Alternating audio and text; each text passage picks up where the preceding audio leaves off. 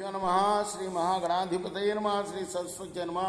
భక్తులారా, వ్యాస మనిషి రచించిన భాగవత మహాపురాణం యథాతథంగా చెప్పుకున్నాం. ఇందులో భాగంగా 12 స్కందాలు గల ఈ భాగవతంలో నిన్నటి వరకు 4 స్కందాలు పూర్తి చేసాం. 5వ స్కందాన్ని 33 భాగాలుగా చెప్పుకున్నాం.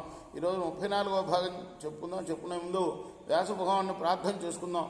వ్యాసాయ విష్ణు రూపాయ వ్యాస రూపాయ విష్ణవే నమో వై బ్రహ్మణిదే వాసిష్ఠాయ నమో నమ.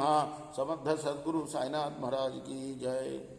రాజా, ఏదో కొద్దిపాటి ధనం సంపాదించుకున్నవాడు తాను సంపాదించుకున్న ఇల్లు వాకిలతో సంతోషపడగా ఇతరుల ఆస్తి కాజేయాలని ప్రయత్నం చేసి ఆ దుశ్చర్య వల్ల వాడు చివరికి చివాట్లు తినే అవమానం పొంది ఎంతో దుఃఖాన్ని కొని తెచ్చుకుంటాడు.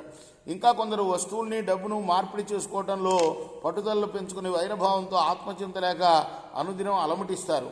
మరికొందరు సంసారంలో సంచరిస్తూ ఆ సంసార పోషణకు అంతులేని ప్రయాసపడుతూ అందుకుగాను వస్తు సంభారాలను సమకూర్చుకుంటూ ఇహలోక సుఖాలకే అలవాటు పడతారు.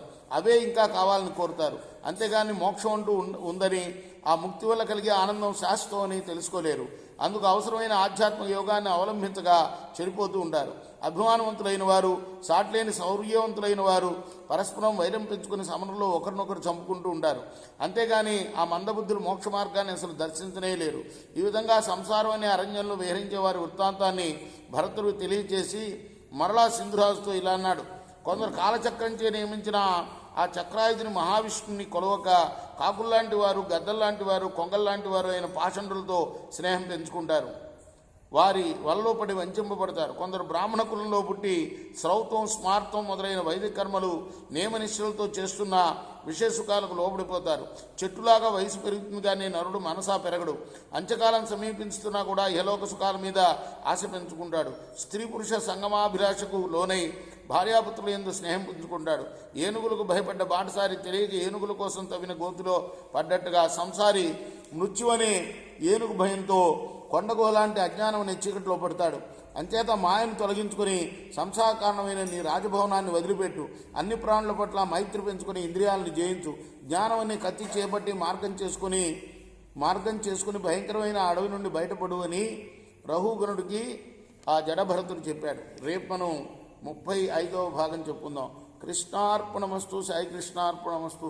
శ్రీ సచ్చిదానంద సద్గురు సాయినాథ్ మహారాజ్ की जय. చేకోరా హారతి ఇదిగో సద్గురునాథ దేవా సాయినాథ.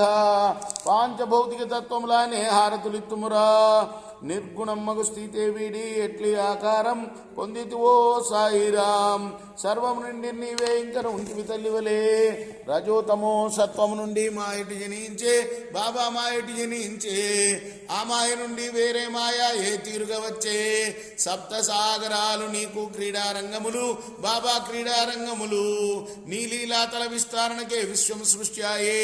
బ్రహ్మాండముల రచనం మాకు ఎలా చూపేవు బాబా ఎలా చూపేవు. తుకారామే కృపాలుడంటూ సాయిని కీర్తించే. చేకోరా హారతి ఇదిగో సద్గురునా.